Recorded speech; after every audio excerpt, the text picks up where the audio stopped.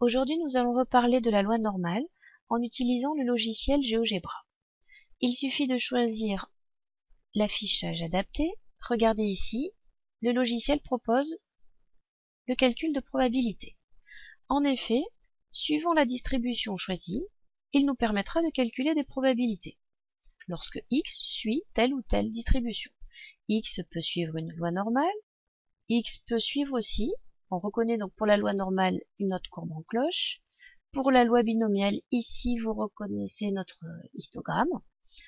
Vous avez ici une proposition de loi binomiale de paramètres n qui vaut 20 et p valant 0,5.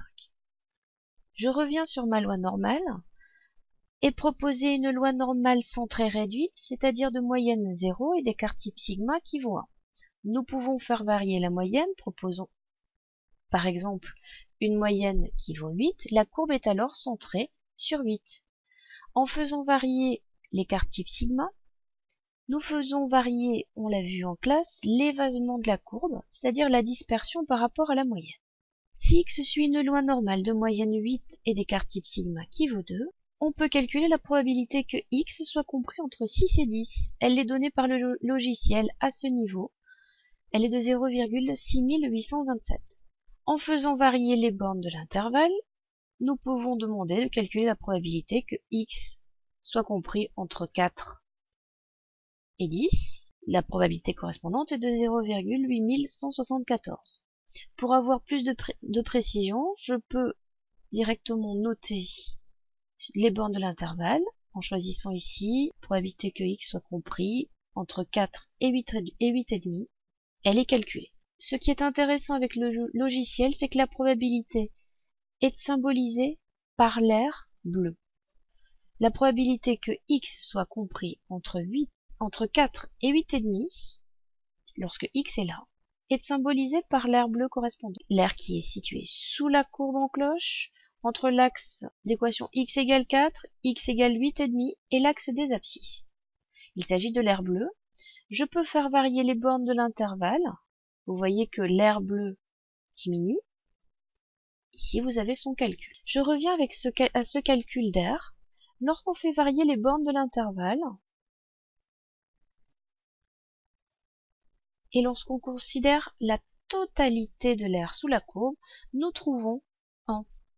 En effet, la somme des probabilités est égale à 1. Maintenant, si je me place entre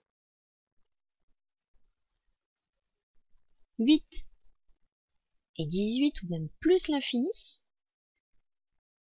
la probabilité est égale à 0,5. En effet, on retrouve la moitié de l'aire sous la courbe, la moitié de 1 qui est égale à 0,5, on a bien 50%. En parlant de ces aires, ou de ces probabilités, on peut parler de probabilité à gauche ou probabilité à droite.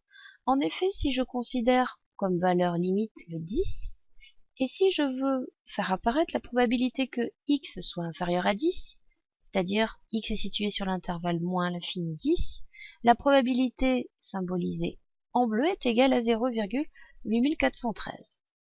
Elle est bien située à gauche de x. Je peux demander la probabilité de l'événement contraire, c'est-à-dire la probabilité que x soit supérieur à 10, x soit sur l'intervalle 10 plus l'infini. Symbolisé en bleu est égal à 0,1587. Il y a un lien entre la probabilité à gauche et la probabilité à droite. En effet, la somme des deux fait 1. Connaissant l'une, je peux donc en déduire l'autre. Je voulais repartir d'une probabilité, par exemple la probabilité que x soit compris entre 8 et 10. Je fais varier les bornes de mon intervalle. La voilà.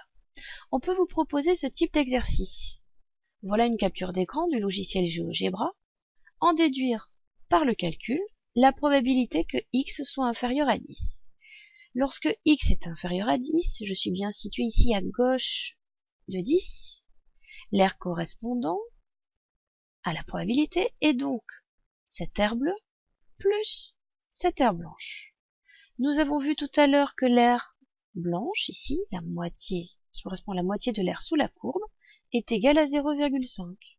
Donc, connaissant l'air bleu, je peux en déduire la probabilité que x soit inférieur à 10 en faisant 0,5 plus l'air bleu 0,3413 pour trouver la probabilité que x soit inférieur à 10. Je vous le remontre ici avec l'aide du logiciel. On trouve bien 0,8413.